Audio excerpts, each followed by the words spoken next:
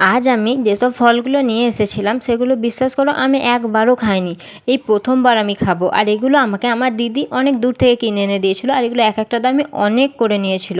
আর চলো এরপর আমি তোমাদেরকে দেখাচ্ছি এখানের মধ্যে কী কী ফল ছিল। একটা আম ছিল, একটা আলু বোখরা ছিল, একটা মাকাল ফল আর একটা কিউই ফল। আর এইগুলো আমি একবারও খাইনি, বিশ্বাস করো। কেমন খেতে আমি সেটাও জানি না। প্রথমে আলু বোখরাটা কেটে নিলাম, আর চলো এরপর দেখে নিই এটা টেস্টটা ঠিক কেমন।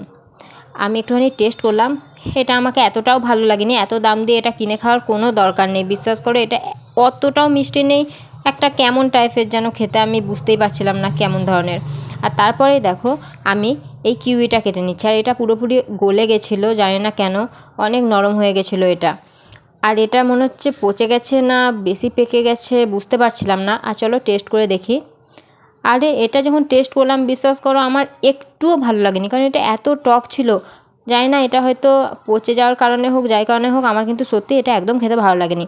আর তারপরে এই আমটা নাকি কাঁচাই খেতে হয়, এটা নাকি খুব সুন্দর টক মিষ্টি খেতে। আর এটা চলো আমি কেটে নিয়ে তোমাদেরকে বলছি এটা কেমন খেতে লেগেছিল। আর এটারও দাম অনেকই নিয়েছিল, 1 পিস করে, ওই জন্য ফলগুলো নিয়ে এসেছে। আর চলো এটা টেস্ট করে দেখে নিচ্ছি কেমন খেতে।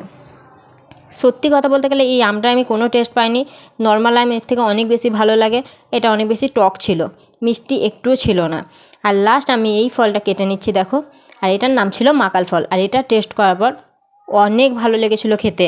এটা এত মিষ্টি ছিল আর এত সুন্দর খেতে, দেখতে নাশপাতির মতো হলেও এটা কিন্তু মোটেও নাশপাতি ছিল না। ফার্স্ট ছিল মাকাল ফলটা আমার খেতে ভালো লেগেছিলো, তারপরে আলু বোখরাটা, আর তারপর বাকি দুটো আমার ভালো লাগেনি।